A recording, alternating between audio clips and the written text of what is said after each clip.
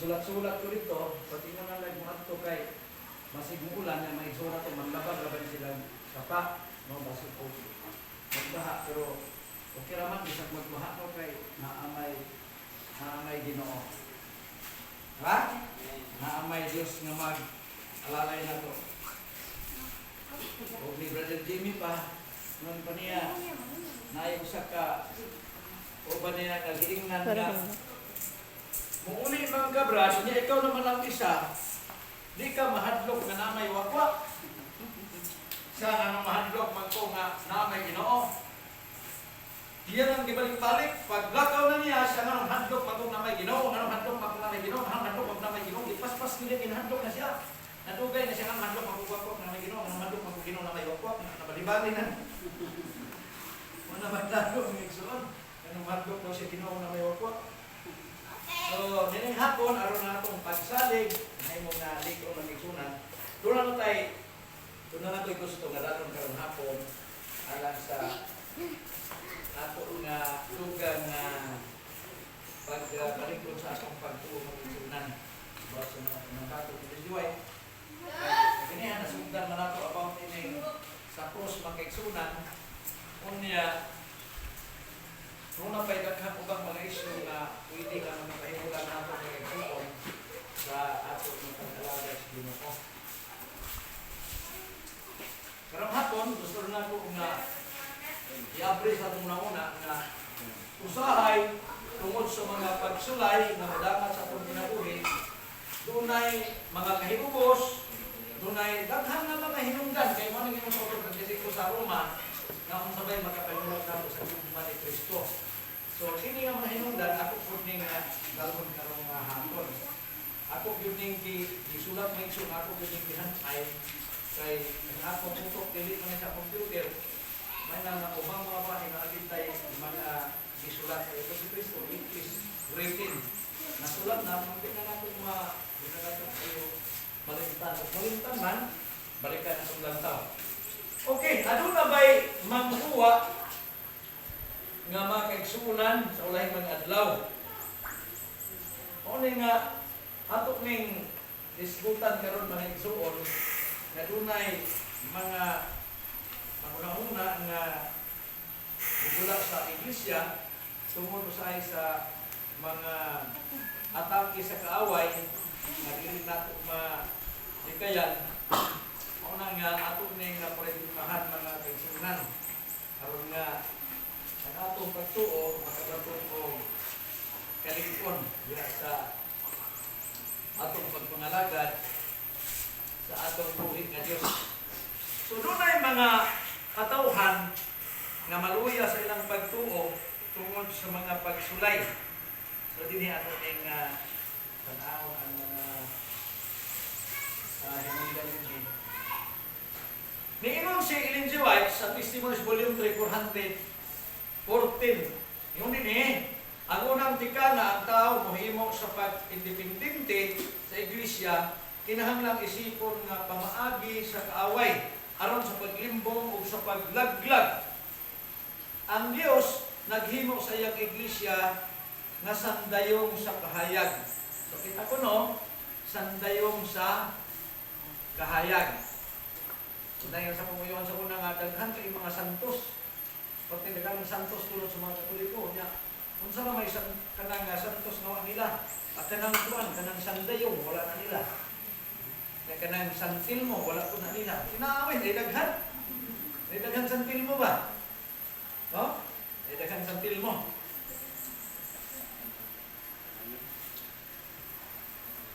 Ni ay sinulat ko ning lain sa page 49 sa Testimonies for Minister. Ang iglesia nining katapusang mga adlaw mao'y kahayag sa kalibutan nga nahugawan sa sala. Iglesia nga maluyahon o dipiktuso. Nanginahanglan nga badlumon, pahimatmunan o tambagan. So, daghang nang gawa sa atong iglesia mga igsuon, kay daghan punong badlumon din sa Adventista. Tinuod dili. Tinuod man eh. Daghan badlumon ay. Pero mas daghan yung badlumon pas gawas.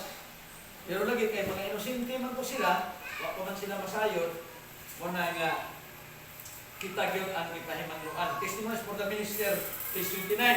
Ako ipakitaan nga mao'y pinasahi nga buluhaton ni Satanas sa paghatod sa pagbati nga mao'y mando sa Dios alang kanila sa paghawas alang sa ilang kaugalingon o mupili sa ilang kaugalingon nga dalan sa pag-independente sa ilang mga kaugalingon gikan sa ilang mga kaigsunan.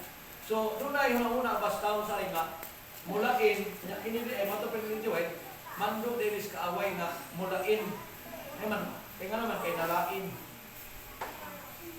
Mulain, basta malain. Diba? Nahipabos ko na ang pikas ngabil. Murag lain mo po kayo, puros na taas ang doon ka ngabil, no? Kaya ngabil na itong isa naman gusto boss.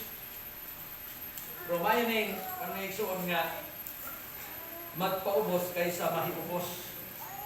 Nya kini di ay usahay mosod sa mga una na dahil ay mga tendency ba na kagan ko sa sugat nga ang hawa sa Malaysia kay mao ni muna na pagbreka pa na baskon ang hawa lang ko kay pumunta na mo kanong nang wa na manimba kay ang magkaigsunan ko no dili ka mo manlamano. Kaya pag di malamanuhan ini kana sa iglesia. Importante po rin yung mga igsuno, no? Kanya, lamano with smile. Na happy Sabbath. Di kayo pag lamano, happy sipat. Sipat na yun, pag lamano. Una nga, bantayanan din siya ng igsuon. Doon na pa, ikisulti din eh. Testimonies Volume 1, 333. Nagingon. Wala na yung mas dako pa nalingla nga makalimbong sa una-una sa tao, mao nga mahatod ngadto sa mga tao ang pagpatuyang sa pagsalig sa kaugalingon nga espiritu. Ha? Sa pagtuo nga sila husto ug naa sa kahayag apan sa sila nahimulag palayaw gikan sa katawhan sa Dios ang ilang gihambin nga kahayag kangit-ngit na diay. So kini diay mahibos nya magawas mo nga mao man ako isakto mao ni hayag nasayop na din mga kaigsunan. Namo na karon nga kung sininyo adunay mga nagdala og bag-ong kahayag. Adunay mga termino sa religion nga si Satanas malipay kung maguna-una ang usa ka tawo nga mobiya siya sa pag-alagad. Kunya ang una-una mobalhin sila dinis mga badlungon kay adto sila sa mga mas hingpit nga mga tawo. Ang pangutana naa ba di hingpit nga mga tawo? Wala. Kung mamatay na ta maigsoon, i-declare na ta nga hingpit. Doon ay nangutana ng Pastor Bacalares, ganit, estudyante rapod ni sa SPAC, makaigsunan. Pag humani graduate, nawala sa pagka-dentista. Yan karon, graduate sa theology, pero nahimong depender sa CFD. Ang pangutana, maune. Noon pa niya, ikaw ba pastor, nakatuman baka sa nabulok kasugo? Stiringing, nakatuman na baka sa napo kasugo. Ha? Muna nga, gamay lang kayo nga bikil, no? Murag, ang tuyo lang yun siyawa ba, nga kana bitaw, ang imo nga, kung anong kanang discourage ka ba sa imong prinsipyong nahawiran. Nakatuman na baka, gamay lang kitiligas. Nga ni Pastor Bacalares, siya ayaw ko pasudlas imong laang. Kaya kanang nakatuman, sa ato pa humana. Munang kami ron, nagatuman. Nagatuman. Kaya padayon pamantang nagkinabuhi. Kung mo yung nakatuman, sa ato pa humana. Tuwa na. Graduate na. Munang sa Biblia, doon ay mga taong gitawag, matarong o hingpit, kadtong mga taong wa na nangamatay na.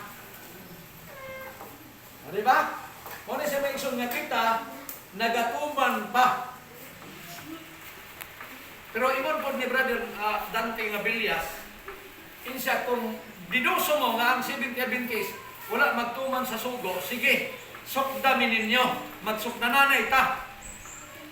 Unya, pag nauman, kamo na po'y sukdo na mo sa napo kasugo. Kaya napo kasugo, Matod pa Santiago 2:10, mao ni siya ang sukdanan.